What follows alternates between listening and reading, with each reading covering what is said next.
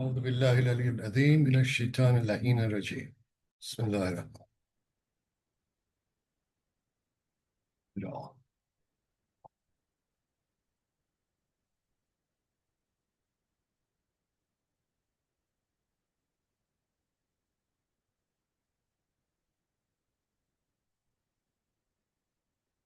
You people, let's wait a minute, see if anybody else is coming. Jeff said he may come, may not come. Doesn't matter. Even if we are two people, it doesn't matter. End of the year, people are busy, Christmas, um, that sort of thing. All right. All right, it's just the two of us, three of us. Hassan and Jeffrey. Hussein Jaffrey, wisdom of sublimity in the word of Ismail, says that know that which is termed God is one through essence and all through the names. Each created being is related to God only as being its particular Lord's, since his relationship to God as the all is impossible. Very, very central point to everything. As regards the divine unity, there is no place in it for one as being one of many, nor does it admit of any differentiation or distinction. His unity integrates all in potentiality.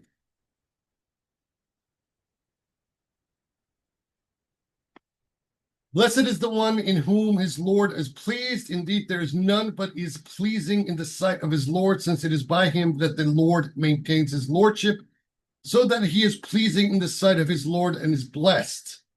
In this connection, Sahle Tostari said, in lordship is a mystery, that mystery being you, which means every being, and were it to cease, the lordship would cease. Here he uses the words were it to, which imply impossibility, since it will not cease, nor yet the lordship, since the being exists only by its Lord. The being always exists and the lordship never ceases. One who is pleasing is loved, so that all the loved one does is also loved. Indeed, all is pleasing, since the individual being itself does not act, but its Lord in it.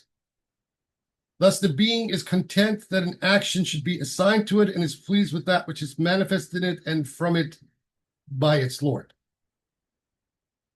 These actions are pleasing because every doer or maker is pleased with what he does or makes and bestows on his action or work all that is necessary, as he bestows on all he has created and then guides, making clear that it is he who bestows on all he has created, so that it is neither more nor less than it should be.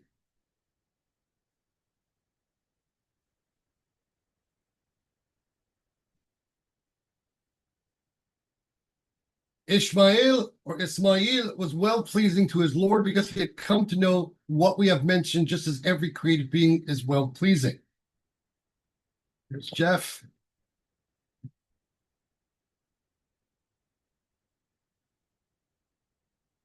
It does not follow, however, that because a created being is well pleasing to his Lord, he's equally so the Lord of some other servants, since he has his lordship from a source embracing many, not only one.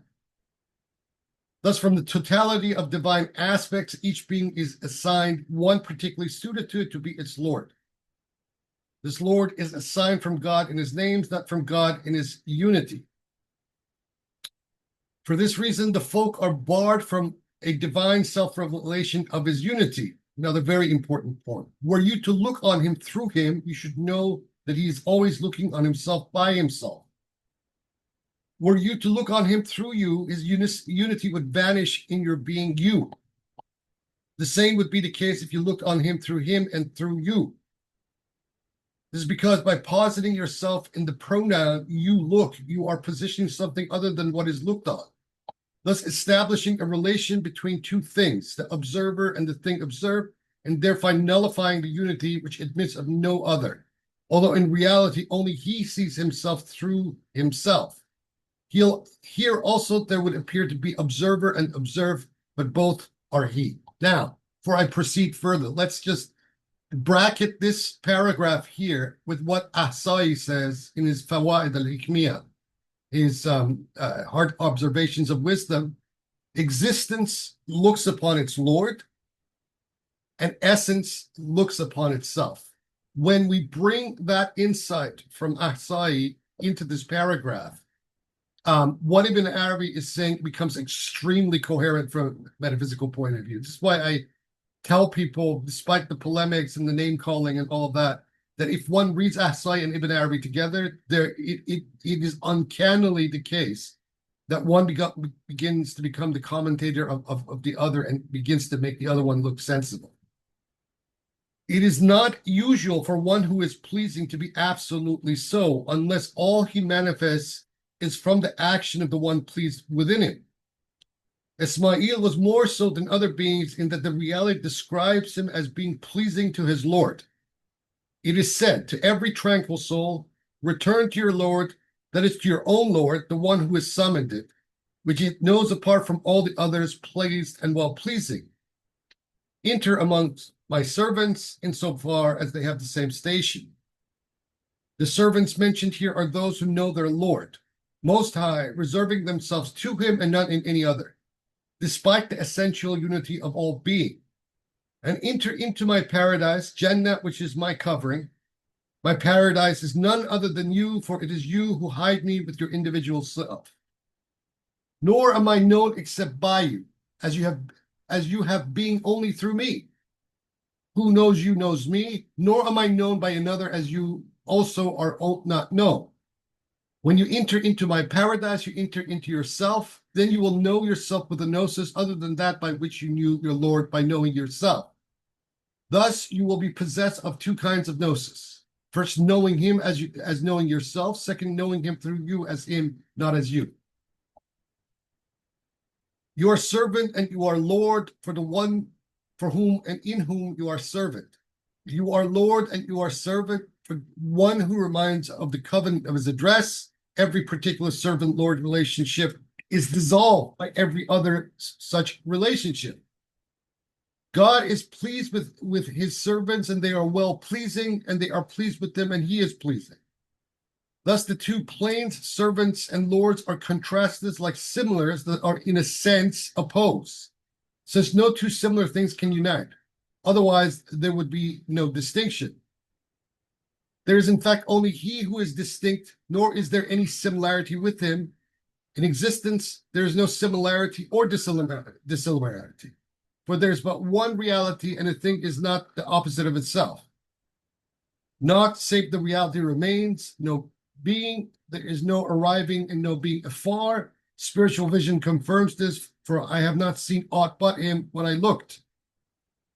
Thus is for me one who fears his Lord, meaning who fears that he be him, since he knows the distinction between servant and Lord. This is further demonstrated to us by the fact that some beings are ignorant of what I, for example, know, for there are surely distinctions between servants as also between lords. Were it not for this distinction, one divine name would be interpreted in every way as another. The name the strengthener is not understood in the same way as the name the abaser, and so on. However, from the standpoint of the unity, every name evinces both the essence and its own reality, for the one named is one. Thus, the strengthener is the abaser in respect of the named one, whereas the strengthener is not the abaser in respect of its own relative reality, the signification being different in both of them. Do not look upon the reality lest you abstract him from creation. Do not look upon creation lest you invest it with what is not the reality. Know him as both comparable and incomparable, and so sit in the abode of truth. Be in a state of integration, if you will, or be in a state of discrimination, if you will. Then you will, through the all, achieve the victor's crown, if indeed a totality reveals itself to you as combining both states. Do not pass away and do not subsist, nor yet annihilate or sustain. Thus revelation will not be granted to you in respect of another, nor will you as Lord grant it in respect of another. Praise is not occasioned by his being true to his threat, but by his being true to his promise of paradise. Indeed, the plane of divinity demands praise, praised by itself, the essence. Thus it is praised through faithfulness to the promise of paradise and not to the threat of hell. Indeed, through his refraining from his threat. Do not think that God will fail in his promise to his apostles. He does not say his threat, but says further elsewhere, we overlook their wrongdoings, despite his threat in this regard. He praises Ismail for being true to his promise.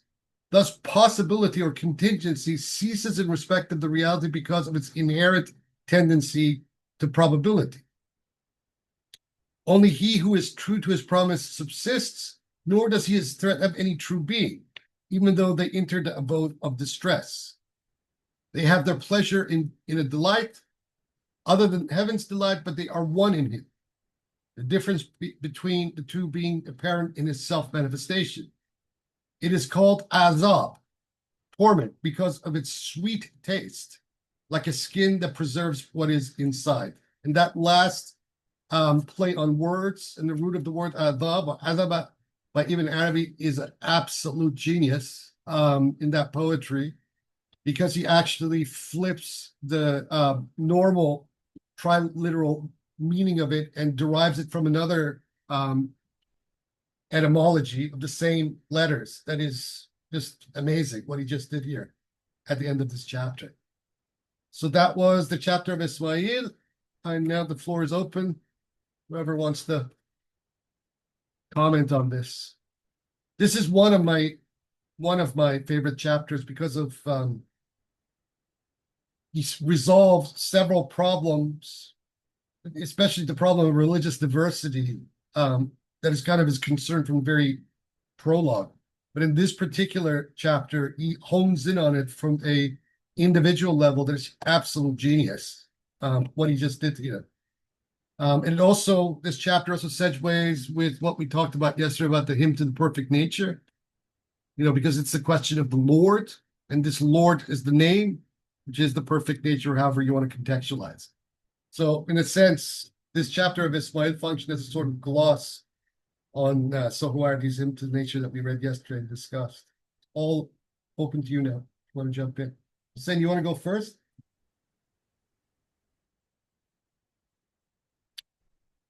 Yeah, sure. I was looking at the very end, because the very last sentence before the last poem,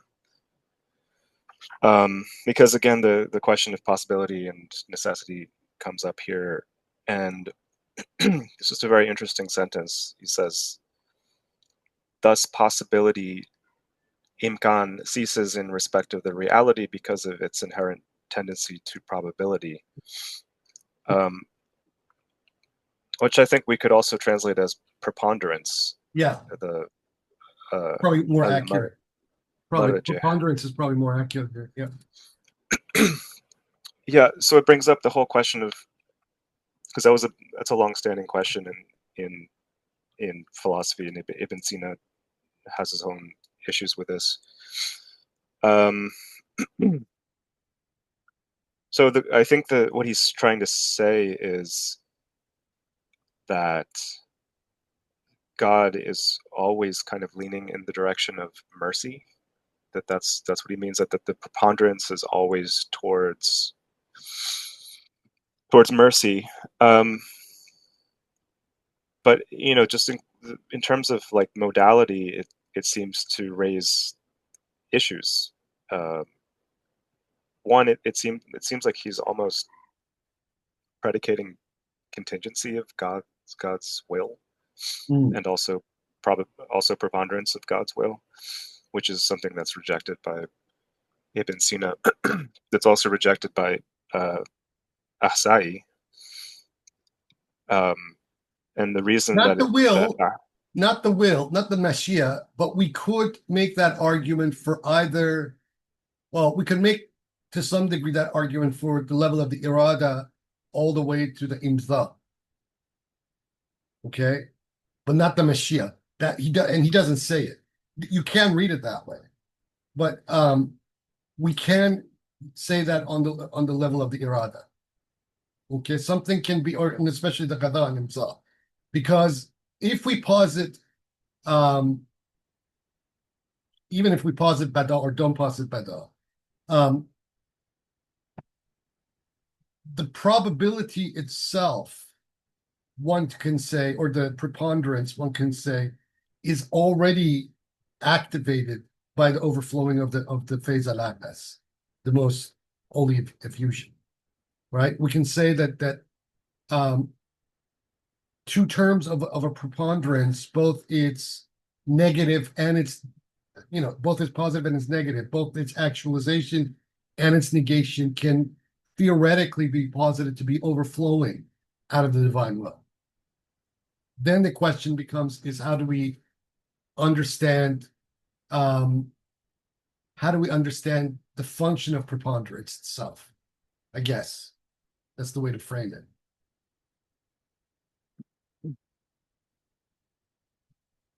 So all possibilities are coming out of the will without either of them being preponderated at that level, at the level of the will.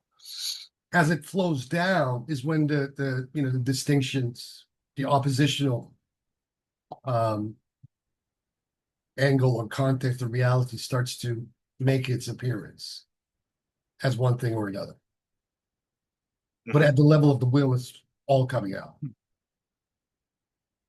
Right.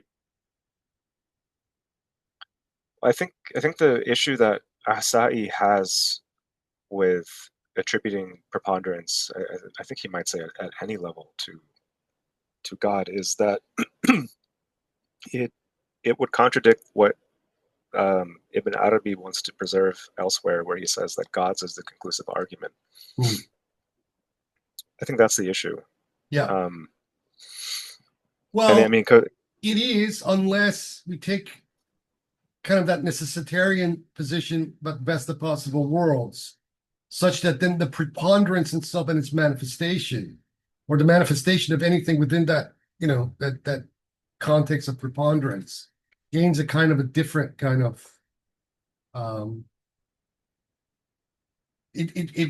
the dynamics of the conversation and argument change somewhat. So yeah, to God is the conclusive argument. And you can say that preponderance and what it actually manifests is itself the manifestation of the conclusive argument. But what that may do to questions of theodicy is a little bit becomes very tricky from that point to try to then explain what that means. Yeah. I'm not sure I understand the point. The best of all possible worlds. So because the question is. Well, the question, if something manifests and it cannot manifest other than what it is, that there is no possibility of X appearing in any other way that it has, right? Then the preponderance argument, is sort of a explanatory placeholder, and it's not an ontological one.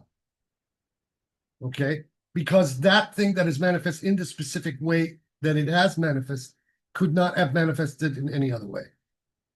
And so then that established what the conclusive argument is from a theological point of view. That thing could not have come in any other way than it has. So then to posit preponderance is in some ways not so much a fallacy, but it's sort of neither here nor there. It is mechanical from one aspect, but Ahsa'i, I think the way that he hones in on this argument, and he's honing in on this argument, not so much from Ibn Arabi's perspective, but the Ibn Sina treatment of it. He seems to have somewhat a problem of the way that the Peripatetics or the Avicennians formulated that problem, and particularly Tusi in his Tajrid al-Aqaid. So, because what Ahsa'i wants to establish is that, preponderance is maybe a linguistic, it's a linguistic placeholder, but it's probably a very inaccurate way to look at the overall problem because of Bada, right? We cannot predict what God will do in a particular situation. And so why something manifests in a way that is incomprehensible, whether it be an event or something concrete, right, may exist within a chain of processes that have not finished. So if we take something in isolation alone, right, and try to say, try to interrogate that as to why did it appear that this way and not any other way, or its opposite, that misses the point, right? As far as Asai is concerned, from what I understand from the way that Asai treated this problem.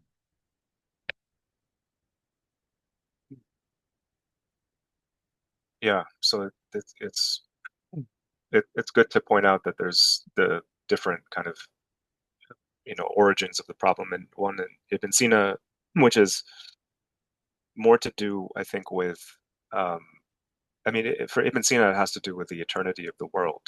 Yeah. Right. Ultimately, it's like if at some point the world didn't exist and then it came into existence, there would have to be some sufficient reason for the change. Yeah. But we're talking about a being that is changeless. Yeah. I wonder if that problem is not one that Ibn Arabi or Ahsa'i really have, because they have a more dynamic conception of God, of God's will, at least, and creation. And so, yeah. So that the specific way that it shows up in Ibn Sina, I'm not sure is that at least Ibn Arabi is not really a problem. But yeah, I mean, for me, it's just a question of the conclusive argument where God's not going to punish you for something that God made you do. That's the basic idea. That would be, Ahsa'i would say that contradicts wisdom. That's the way that he puts it.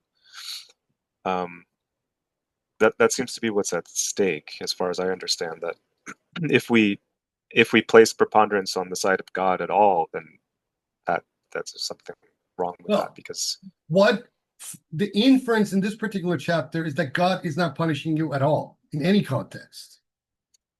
Okay, and this is why, the very end of the chapter with that poem, the last two lines, especially the first of the last two lines, this is what he's very explicitly signaling. Irrespective of any kind of objections to this from theological angles. So with Ibn Arabi, there is no punishment in that sense. In the sense that we, normally theological language frames the concept of punishment. Right. So maybe what he's doing is he's raising the question to a higher level, because in Ahsa'i, he's still concerned about, if you go to hell, that's your choice. If you go to paradise, that's your choice. But here it's maybe he's shifting the level, because what he's saying is that even hell is essentially it's paradise, right? Yeah. So the preponderance might here be a different question. It's more a question of, I think I talked about this a while ago. I think in the last course we did on Ibn Arabi, one of the, back in the zeros when I was drinking a lot of the ayahuasca, in these ayahuasca circles, one of the ayahuasca visions I had was of a demon sitting in lotus position, meditating and transforming itself into an angel. And so every time these sorts of paradoxes show up in Ibn Arabi and elsewhere, this is the vision I always go back to, because there's so much in what that showed me in that particular ayahuasca vision. And at the time I was, thinking about a lot of these sorts of things. That's why these visions appear in those states. But that's one way to look at it. And he ends the chapter with a very, very central point, and that is the word azab. Normally, it's understood as torment, but the way that, Ibn Arabi pushes the etymology, the semantic field of that word, it also means its opposite in the way that he's treating it, right? So that the torment is the pleasure.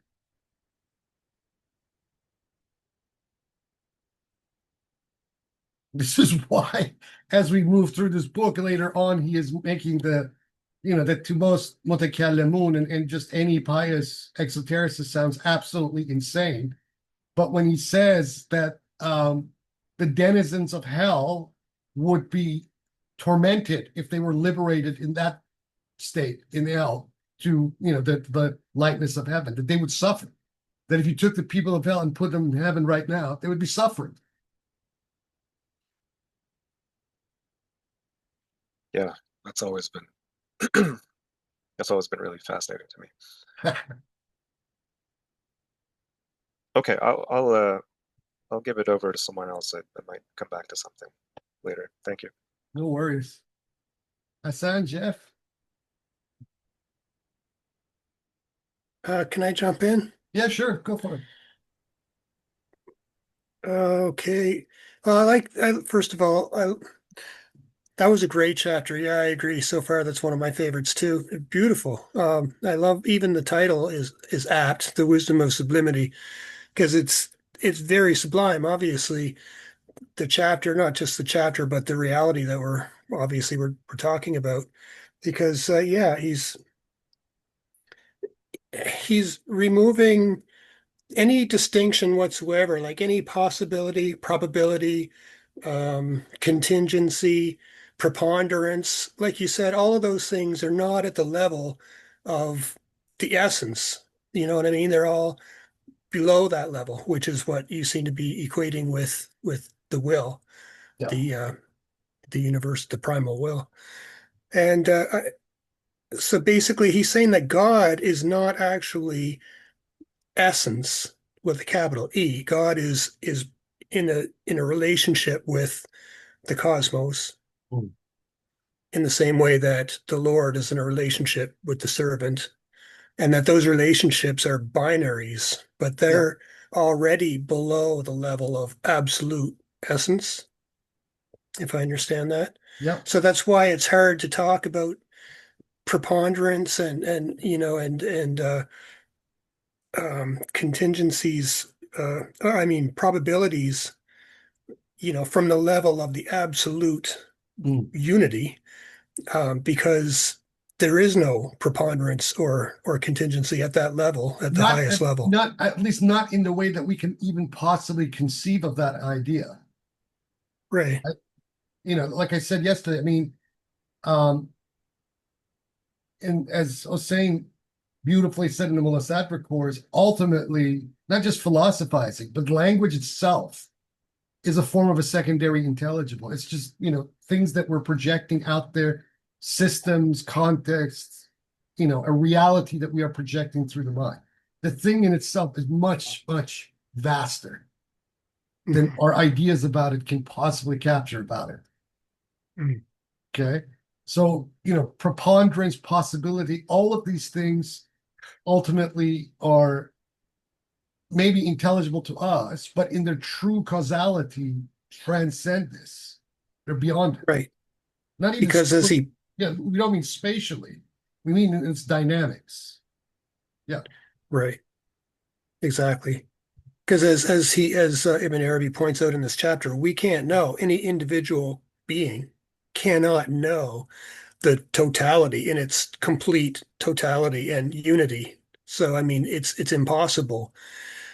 So all we can do is wonder, you know what I mean? We're left with you know, what's the word? We're befuddled and confused in the face of But these questions. for Ibn Arabi, this is not a bad thing. I mean, normally when someone says that about our situation, the first reaction is, well, give up the journey. No. In No, fact, that yeah. befuddlement, bewilderment is a very important part of the journey, because the more you thrust to it and the more bewildered you become, the more knowledge or wisdom you gain as a result of that bewilderment. So this is for most, at least in our time, this kind of, point of view is totally counterintuitive. People want certainty, right? But how do you get certainty about an issue whose vastness, is beyond any form of enumeration that we can even conceive, let alone elaborate, right? Language is already limited, right? And this is why, this Heideggerian notion of language being the house of being itself, I laugh at, because When you're looking at the world or you're looking at ontology through the prism of language alone, it is the language that is determining the being rather than the other way around. But nevertheless, on a situational or on a horizontal plane of causality, this is the way that human beings see the world. Their language, their context, their secondary intelligibles is projecting a reality that is only true to them. It doesn't have that total reality. It's a very partial one, right? Right. But nevertheless, to understand that, to truly understand that, whether you come to it from a, deductive, philosophical, or inductive point of view, or whether you come to it through something traversing an actual spiritual path, in whatever context, form it may appear, to reach these sorts of conclusions yourself and to experience it on a deep intuitive level, that's what the name of the game is. So bewilderment is good. Realizing that we don't know and cannot know the totality is good. But then persisting, even with that realization, is important. Yeah. Right? Why? Yeah. For many different reasons, one of which is because the hidden essence, the hidden treasure wishes to be known. It wishes to be known even in your bewilderment of it. Right. Right. Yeah. And then, in fact, I think that's part of how does this finish? True to his promise. I think that's part of being true to his with a big H promise right there. Only he who is true to his promise subsists. So to paraphrase what you just said, and uh, Ibn Arabi's own words here, well translated. You know, I mean, contrast this, what he's implying here, with the attitude of the vast majority of people in our time. Everybody's, seeking validation. Everything is clickbait. Everything is performative. People don't have any genuine desire for the ultimate. Even those who say they do don't really. Just kind of look at a contrast here. yeah, yeah.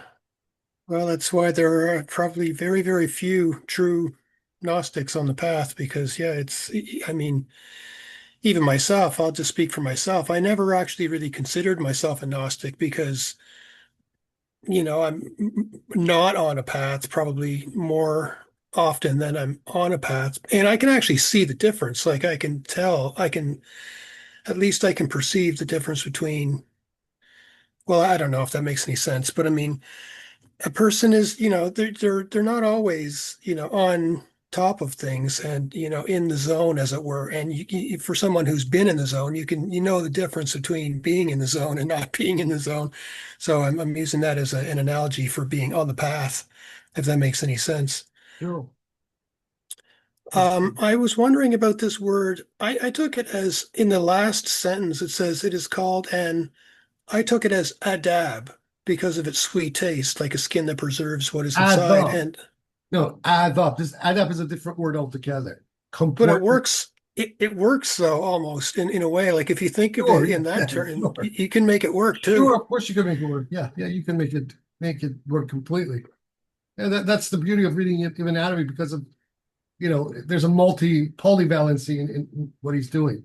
So even if you read something like adapt for adab into this, it still works. Sure. Yeah. Okay, I just brought that up because when you were talking about it, you were using obviously a different word and a different meaning, whereas I was reading it, I didn't know any better, so I saw it in that way. And it's like, isn't that funny? Like they both make sense actually to me. And also about that last sentence, this ties into the session last night with Sorority, where at the end, and he's talking about if you want to, get in touch with, your how did he phrase it? Perfect The true nature. perfect nature. One of the things he said is purify thy garment, Yeah. and I just want to say that's what came to my mind with this last sentence. Like a skin that preserves what is inside. I don't know why, but I thought that concept of skin there made me think of a garment. And it just took me back to one of the last things we read last night was purify thy garment. Sure. So that was interesting. And I wanted to ask also, this might be a really stupid question, so please forgive me, but No worries. I wonder, like, I hear the word Ismaili a lot. I never did any research. I really don't know what exactly that word means. And I wonder if it's connected to the word Ishmael in any way. Like, Yeah, it is to if some there's, degree, but in the context of Shiism, it refers to the sect of the Seveners, because the Shia are divided basically into two main branches. There are other branches as well, like the Zaydis, etc. But the two majority branches, at least in the medieval period, were the Imamis, the 12er Shias, and the Ismailis, the Seveners.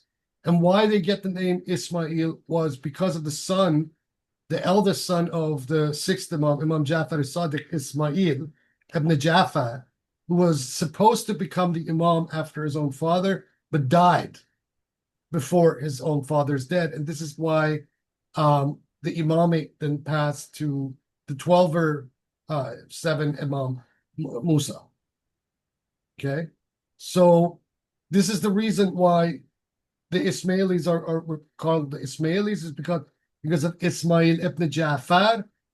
So that is that line of Shiism. So there's a contestation about the validity of the Imam. The Ismailis then went on to become the dominant resistance and opposition to the Sunni Abbasid Caliphate, centered in Baghdad.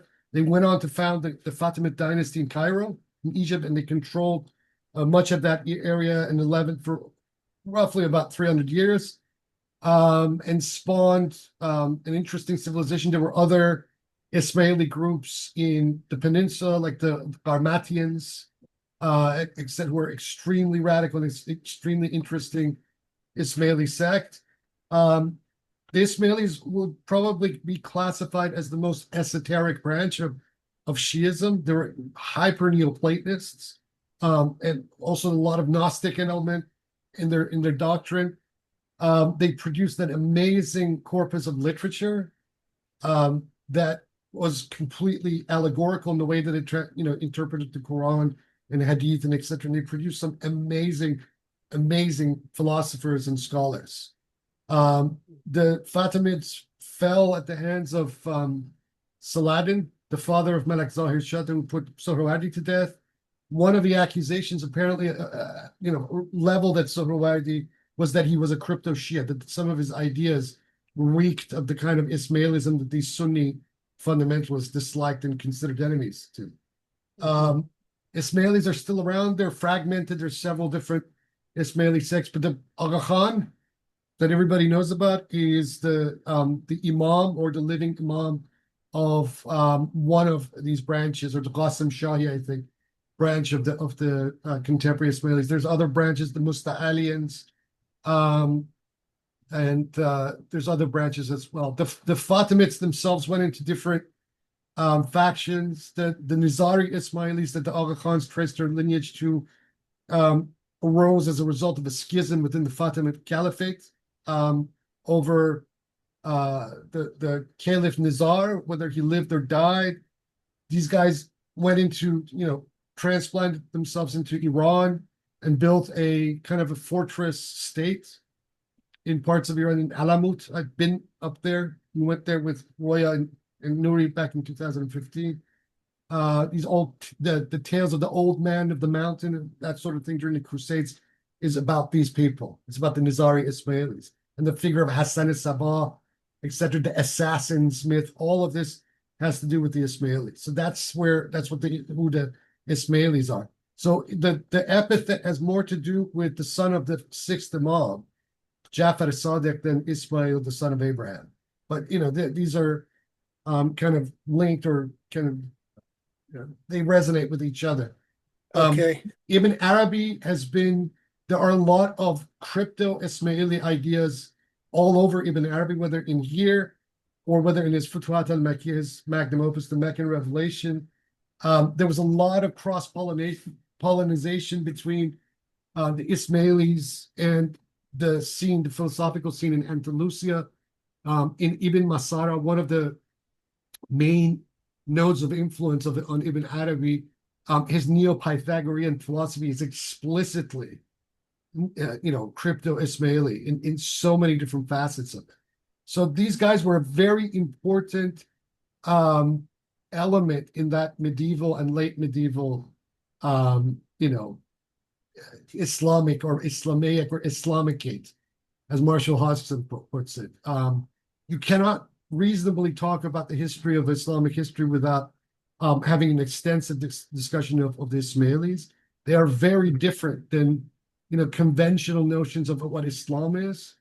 Their kind of reformulation of the Hellenistic legacy was very different from what we saw elsewhere in the Islamic world. They seamlessly integrated Plato, Aristotle, Pythagoras, all of this into their entire worldview. I can't talk about these guys highly enough. No, I know that. Yeah, and there was Sorry. many Iranians involved. Lots of Iranians involved in the Ismailis. Shiism, yeah. Okay, that's awesome. Yeah, I really appreciate all that explanation. That's great. The reason why it came to mind, even that question, is not just because of the similarity of the words Ishmael and Ismail. I mean, they're obviously phonetically similar, but it was because this particular chapter is the wisdom of sublimity. Yeah. And I know, even though I don't know hardly anything really about the Ismailis that you were just describing, I do know enough to know that they're Shia and that they're on the more esoteric side. And I'm kind of equating, in my mind, I kind of equate sublimity with esoteric mystery and high level understanding or high level interpretation that may be above and beyond the norm. You know what I mean? So if the rest of the Islamicate perceives or conceives of things in a certain way, I would think that the Ismailis are operating on a higher level, as it were. Much higher level, yeah. And that's why they were seen as a threat by the Sunnis, such a lethal threat. It took them a while, to put the Fatimids down. But once, the Fatimids had weakened themselves through schism and controversy, Saladin just, basically came and knocked down a dynasty that was already quite in its stage of decline. But in their heyday, the Fatimids of Egypt produced an unbelievable intellectual heritage, and their influence extended well beyond that area. There was a very sizable Fatimid presence in Sicily and Corsica and all of these various Mediterranean islands. They had taken a lot of these islands.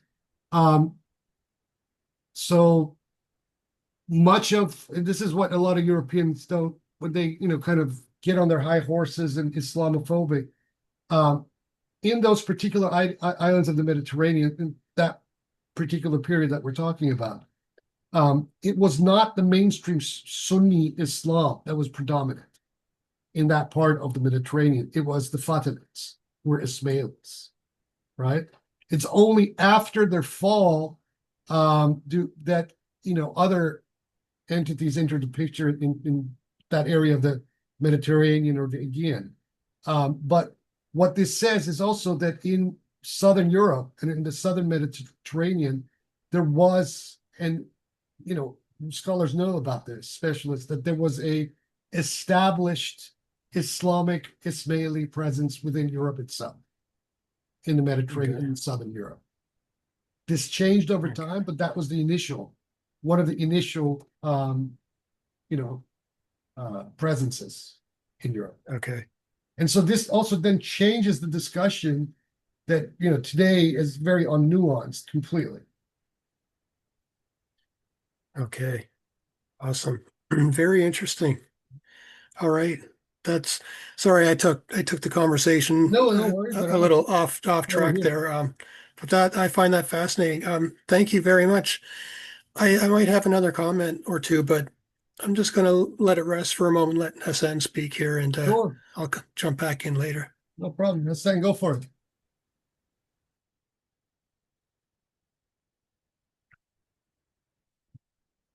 That's time.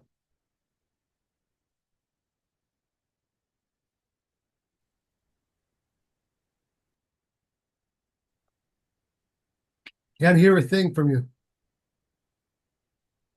No, How it is now? no, Can you it's hear fine. me? Yeah, yeah. Okay. Okay. So the first thing in the very beginning, where Sheikh Muhyiddin is saying that everyone is taking from the reality which is called Allah only by only that part which is his specific Lord, and it is impossible for him to take the totality. But in the commentary of Kayseri, the way which the manuscript is restored, that he's saying, but except the insan kamil, he is the one who can take the This is totality. this is a conclusion by Gaysari that is not supported by what Ibn Arabi is actually implying. I know that's what Gaysari says. And there has been counters to his argument. I think it was who was it who countered Gaysari's argument?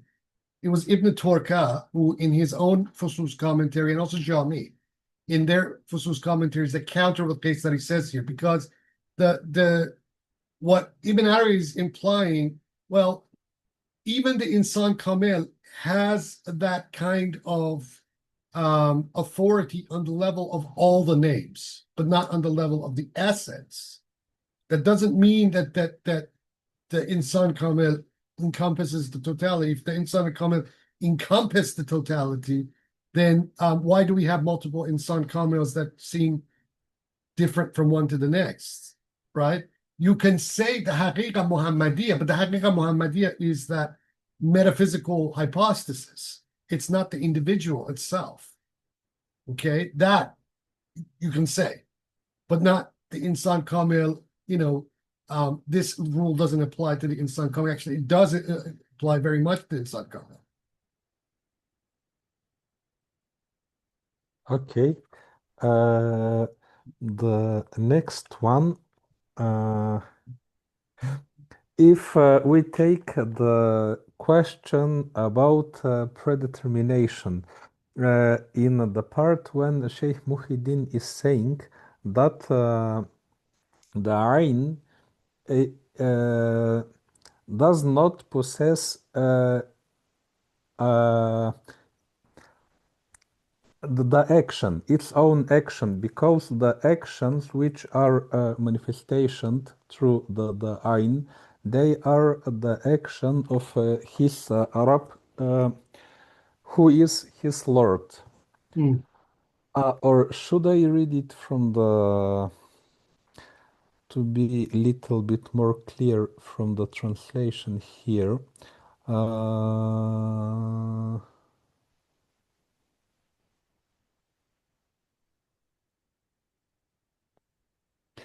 Basically, that أعيان ثابتة.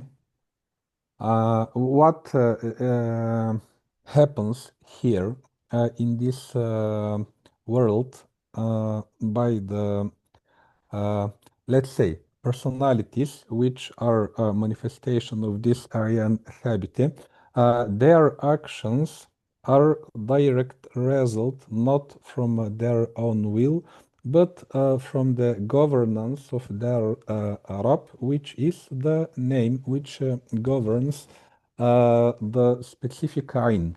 Now, if I should accept the argument that everything is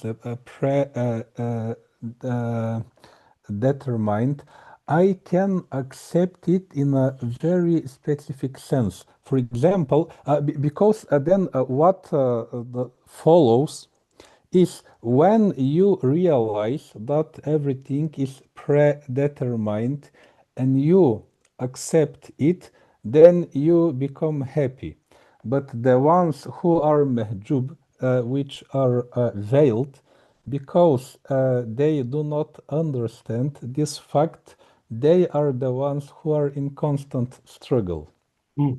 Now, here I can accept it in a specific sense. For example, if, let's say, my destiny is to be a great engineer, but I want to be a musician. The moment when I understand that the music is not my strong side, but my talents are in other place, and I devote myself to what is given to me from the fraternity, then I acquire my happiness. In this such a specific viewpoint, I can accept predetermination. But if we say that predetermination means that it is written to me to be serial killer, or it is written to me to be such kind of types, and I cannot change my destiny in any way, and not also that, but it means also that I can just sit and I can I cannot do anything. In this sense, I cannot accept this viewpoint. Okay. Here's where this all gets a little bit tricky.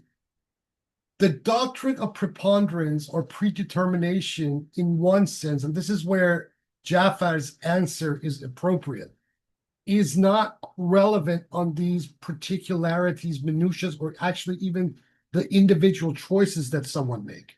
Remember, al-amr bayna amrayn, the matter is between predestination and free will. Okay? Now, where this becomes relevant, an individual may have a predisposition to be an axe murderer, right? But whether that predisposition becomes a reality is a completely different causality. And that's where this gets extremely tricky. Because if we say that I became an axe murderer because that's the way that God willed me to be, right? Then that falls into that fallacy that, is replete throughout, theological debates that, person cannot be blamed for acts that have been predetermined. So therefore, the whole basis of the law is just window dressing, has no reality. But that's not what this is saying, right? You can have that predisposition, you can have a preponderance in that predisposition, but that does not necessarily mean that the causality is inevitably moving in one linear direction. If we say that the divine will, spits out everything in all of its contraries, right? Then that also says that these preponderance may or may not be triggered at any given time. And then that's a completely separate discussion as to how that causality may be or how it works. That's a totally different discussion altogether, and very, very long from many different angles. So the error comes when we take this preponderance to mean absolute fatalism. Yeah, That I is think when so. the fallacy I happens. very, very much think so. I think, and the reason is simple, is that because we're trying to locate a linear trajectory of things about this concept, whereas both empirical observation and also, if you look at it from this kind of an angle, shows that it isn't, that there may be multiple variables here, and how these variables move towards this, from point A to B to C, etc. You cannot, it's almost an impossibility to foresee. Right? So then going back to what Hossein pointed out, because it is impossible to map it out, therefore we can say poetically from the Quranic register, the conclusive argument belongs to God. Why? Because we can't see all these variables, nor is the actual movement of the trajectory of an event moving in a linear way. I think the first fallacy that this kind of a perspective knocks down immediately is the assumption that something is moving in a linear direction.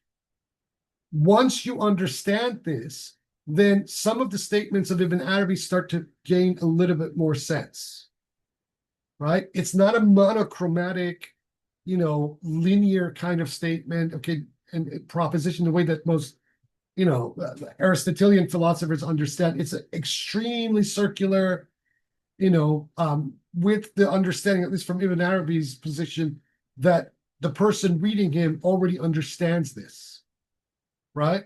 So on this particular question, the only conclusion is the one that the Imam says. La jabr wa la tafriq al-amr bayna amrayn. The matter is between the two. Neither predestination or free will, the matter is between the two. For these very reasons that we talked about. Yeah. So what you're saying indeed is very important, that the fallacy happens on very deep level straight at the moment we accept that is linear causality. And because when we understand it is much more complex than this linear causality, the very questions between fatalism and free will becomes a meaningless question, false dichotomy.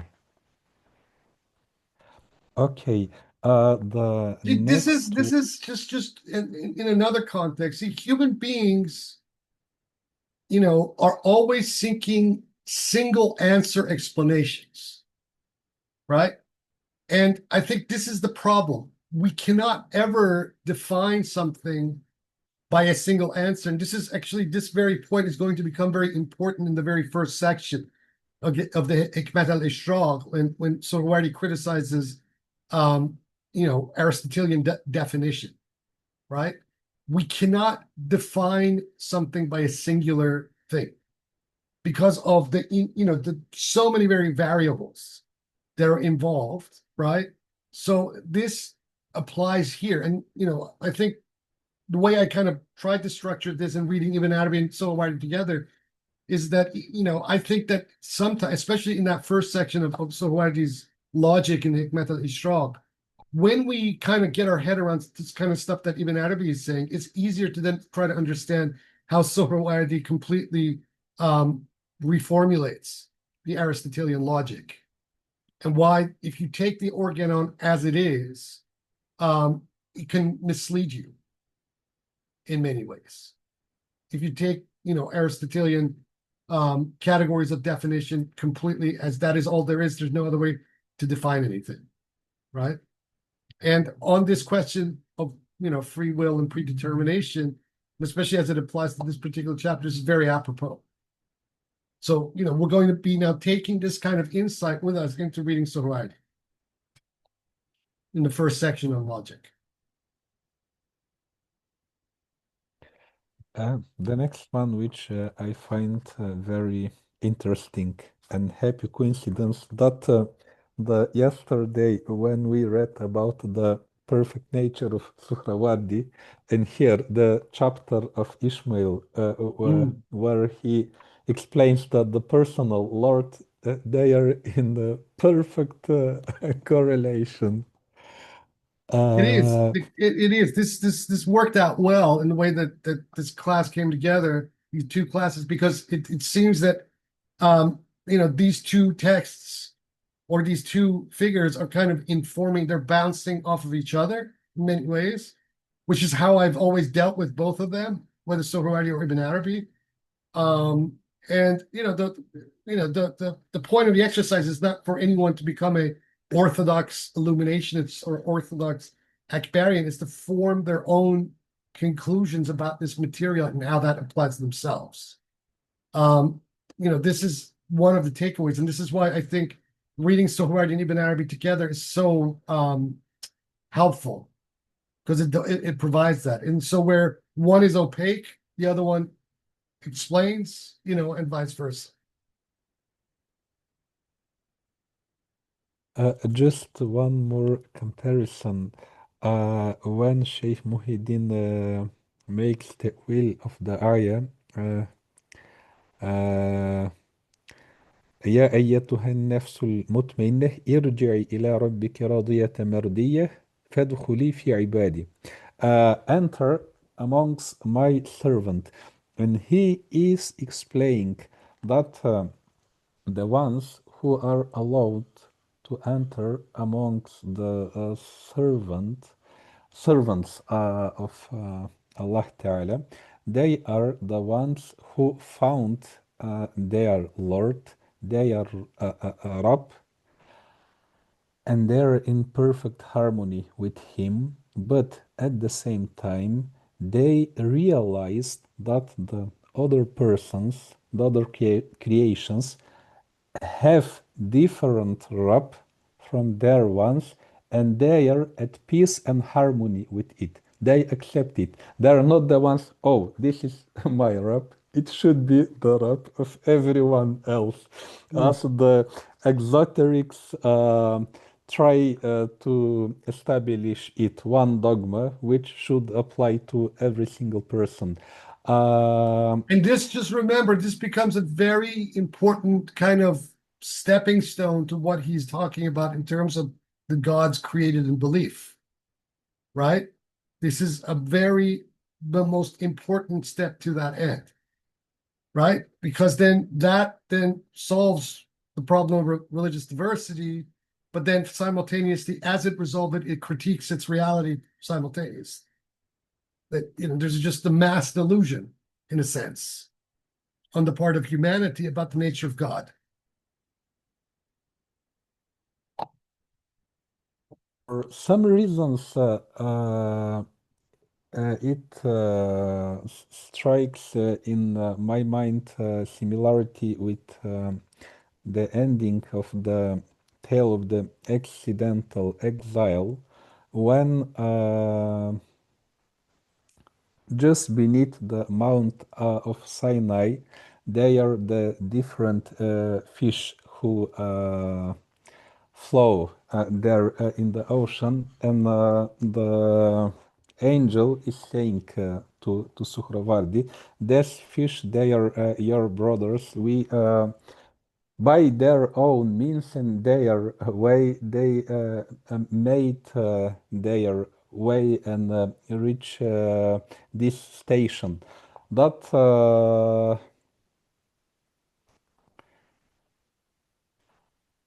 everyone has his own way, his own struggles, and so on. But in the end of the day, all the wayfarers, they are they form a brotherhood, Yeah, of which they are one part.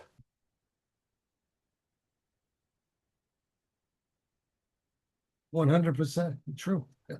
And just one last remark. It is the last row of the poetry which is second to the last. ولا يلقى عليك الوحي في غير ولا تلقي. Roughly, that you cannot expect that revelation of God will come to you by the mean of others, nor can you expect that you can give a revelation to the others. So that the phenomenon of revelation, it is a very personal experience. Yeah. In a way, when we say that we have Quran, we have Bible, we have, for example, here this wonderful book, Fususul Hikam, that they are revelation revealed to their according authors, they can help us by as a secondary means. But Yeah. the most important thing is what is your direct This is, well, I mean, this experience is exactly of the point. This is precisely crux of the matter. You know, again, to invoke Hussein, all of this, all of these books, all of these scriptures, Quran, Bible, Avesta, Bhagavad Gita, the Tao Te Ching, keep going. All of these, at the end of the day, are secondary intelligibles. They are projections in language of a totality that can never be projected in it, by it. Right? They are the gods created in belief. This is as much applicable to the Quran, Bible, you know, etc., as it is to the Fusus al-Hikam itself. Right? Ultimately, if there is no realization of this situation, right, then you know, the contents of this stuff is just the gods created in belief, and people are just basically worshiping an idol of their own imaginal creation. Okay, what the beauty of this book, or the total corpus of Ibn Arabi, but specifically this book, because it is really trying to zero in on this problem more than anything, is that until you understand it, you don't understand God. And so your worship is just, you're worshiping yourself. You're worshiping your conception of God, not God. Right? Not the wujud mutlaq. But what he's saying is that, which is very important, and this kind of echoes a point that Hussein just made, that even in the delusions of the worshippers, plural, the mercy, al-Rahmat, still exists. That even if in your delusions about God, God will still guide you through your own delusions about it. That was one of the remarks of Kayseri about mushrikun, that he's saying they are in the hell from this viewpoint, that they can find the divine only in their idol, and not anywhere else. That they were wrong, but what they are right, and that is their paradise. Let's to say that even the idol is again the manifestation of the divine. Yeah. Okay, thank you very much, Yeah. Sidi. Very Those well. were my questions. No problem. Does anybody want to say anything more, either Hussein or Jeff, before we call it a day for today? Nope. All right. Yeah, I- yeah. I think we probably both do, but you go first, Hussein. Yeah. Okay, thank you. This is something that came up a couple of times for me. It's coming up again here. It's really puzzling, this idea of there's two kinds of gnosis. First, knowing him as knowing yourself. Second, knowing him through you as him, not as you. Which I kind of mapped out by that important aphorism of al-Asais, the Fawana. Yeah. Oh, yeah. Yeah, I'll have to think about this in relation to that. But what I've been thinking is, I forget which chapter it was, but it was the one on Abraham. I was using that one to try to help unpack this. And the way I think of it is, because the relationship of Zahir and Batin, or Awwal and Akhir, can be reversed between God and its creation. That we know about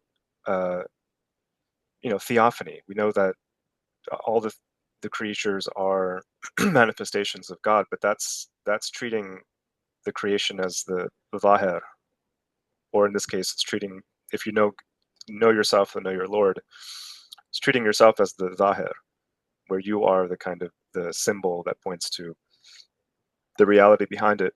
And so the other way, the other kind of gnosis would be the reversal of this. That's the way I've been thinking of it. So that, Interesting. like, you enter into your when you enter into his paradise, you enter into yourself. The way I take it is that you become occulted in that moment. You become the batin. And so you're not looking at yourself and seeing God, but you are seeing God, or looking at God and seeing yourself, like that, because God is the outward in that relationship, and you are the inward. Yeah. There's a practice. I say that because you mentioned this. Obviously, I'm very open about the concept of mirror that plays such an important role in the Bionic texts, Mirat, is directly influenced by these kinds of ideas. But one of the practices that the Bab recommends in the Bayan, Persian Bayan especially, is that the believer, face a mirror and send salutations upon themselves as a sort of as the mirror of God. This is one of the practices in the Bayan.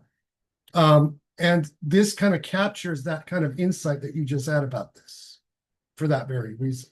Yeah. That's really fascinating. Yeah, so I just wanted to check. I mean, that's because it's kind of puzzling, and just trying to unpack it. I think in the chapter on Abraham, he actually gives he glosses it briefly. He says there's a paragraph on 93 where he says a final spiritual intuition will show you our forms manifest in him. And there I thought is where he was referring to this, this like secret kind of experience where it's almost like an inverse theophany, where like we're all on the inside and we're seeing each other as in the mirror of God, as opposed to looking at the world and looking at ourselves. That's a great insight about the nature of multiplicity and inverse theophany. Yeah, that's one great way to put it. So that if you're seeing that multiplicity, you're actually seeing the inverse theophany. So if you make that epistrophe, that turnaround, then you will see the wahda itself. That's a good way to resolve the multiplicity unity problem. Yeah. Okay. Thank you. No worries. Jeff, you wanted to have the final word this time? Okay, just a couple of comments for fun here. Last night during the sorority class, I was saying, and something like, "How can he be so humble?" I don't know why I just blurted that out, and it's been bugging me ever since. I don't know why and I just want to say this chapter actually answers that question. I mean, and Hussein just kind of touched on it without actually, because my head's a little scattered right now, but I don't think I can explain what I mean, but I mean, obviously, the whole concept of humility, I mean, it's essential, obviously, on this path. And so how could he be so humble is, I kept thinking, damn, what a stupid question. Why would I blurt that out? And anyway, it's kind of resolved itself reading this chapter. I mean, he has to be that way. I mean, it couldn't be any other way. Otherwise, he wouldn't be where he was station wise. And But instead of taking it in any kind of a sentimentalist kind of way, look at it this way. When we are faced with such vast, deep, and infinite complexity of the kind that is being shown to us through the words of these two, right? There is no other choice. Okay? This is why, for example, these Satanists, they're called Satanists, make no sense to me. And it all kind of comes across as LARPing in the final day. With Chris Bennett, for example, he's a Satanist, self-confessed, Satanist, and then cannabis, all that. The fact is that if you are conceiving of the totality of things from this kind of perspective, there is no other choice. Only those who close their eyes, and this is the thing that the Quran says that Ibn Arabi quotes several times here, only those who close their eyes to this complexity and its infinitude can wax haughty, can become arrogant and egotistical. But the minute that you are conceiving of this, and conceiving of this in a dialectic that then includes yourself in that picture, right? And then when you Mhm. superimpose these sorts of ideas onto that contemplation, there is no other choice. No, If you're no, if you be in kuntum sadiqin, if you are truly sincere, yeah. yeah, I agree. I don't think I'll be able to find it. Sorry, I just looked at the book here for a moment to see if there was a certain sentence or two actually that triggered that thought, and for me, and I can't find it right now. So, I mean, but just yeah, take the political implications of this kind of thing, and you begin to see how incredibly stupid a lot of this, you know, clash of civilization ultimately is. I mean, without the whole economic and geopolitical angle to all of this, but just on a base kind of ontological level, when you look at this, it is absolute stupidity.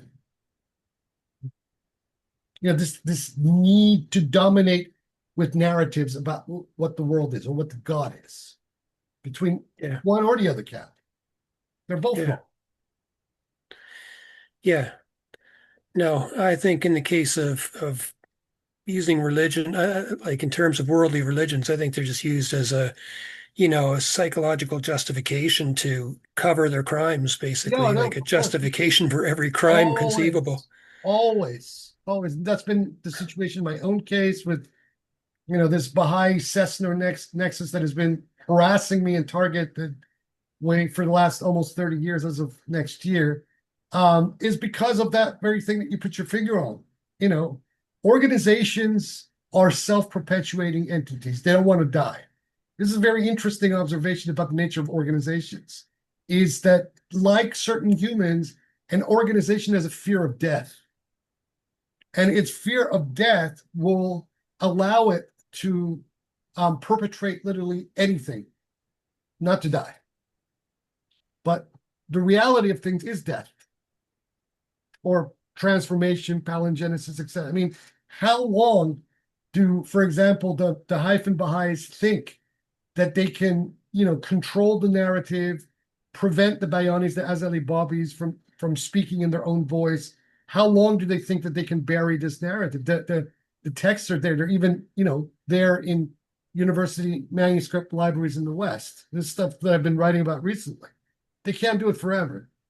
But what underlines all of this and this fear of death is that lack of humility, right? When you start to gain that kind of clarity about how big this picture is, right? It's not just about the humility towards it, but your fear of death starts to recede, right? This is the fundamental human year. It's the and also now organizational. It's the fear of death. But once you get over that, right, you cannot but see things in this kind of way. Yeah, exactly. Yeah, I agree completely. Yeah, so the idea of humility, I mean, it's all par for the course when for a genuine someone who's actually genuine, and I don't even want to use the word seeker. I mean, you don't have to be a seeker per Call it se. whatever I you mean, want. I mean, it doesn't matter. As long as you have that attitude, you're a wayfarer, you're a seeker, you're a journeyer, however you want to define that. yeah, yeah. Okay, so there was that, and one last observation on my part is just for fun. The solution to the whole chicken and egg paradox came to me reading this chapter. I mean, we use those words a few times lately, and for me, it just became clear the egg came first. I just wanted to throw that at you and let that sit with you guys. But when you think about it, I'm not sure there's still a paradox there. But I think for all intents and purposes, for me anyway, the answer to the riddle that that is that the egg. that paradox. So here's the resolution to that paradox. That paradox only exists when you try to look at the problem from that linear perspective, Yeah, right? Once it comes into that non-linear domain, there is no problem, there is no paradox. Or there's paradox, but there's no problem. Just to add Uh, to the fun, okay. that Nasiri Husro says the opposite one. I But know. the Yeah. first is the chicken, because the chicken is the actuality, the X is the potentiality, Yeah. and the actuality is superior over the potentiality. So then the chain of causality leads to the necessary chicken. Right. But I mean, but let's think about this for a minute then. What about if we look at the transcendent unity, like the essential unity, that's on the potential side, isn't it? Right? I mean, Well, and maybe, like maybe, maybe this is why some, we have that whole Gnostic cult of Abraxas that symbolizes God or the Godhead by the chicken. Maybe that's one of the reasons they already communicated this to us. It all ends with the chicken. okay, all right, good enough. It's good for a joke anyway. Yeah, it is.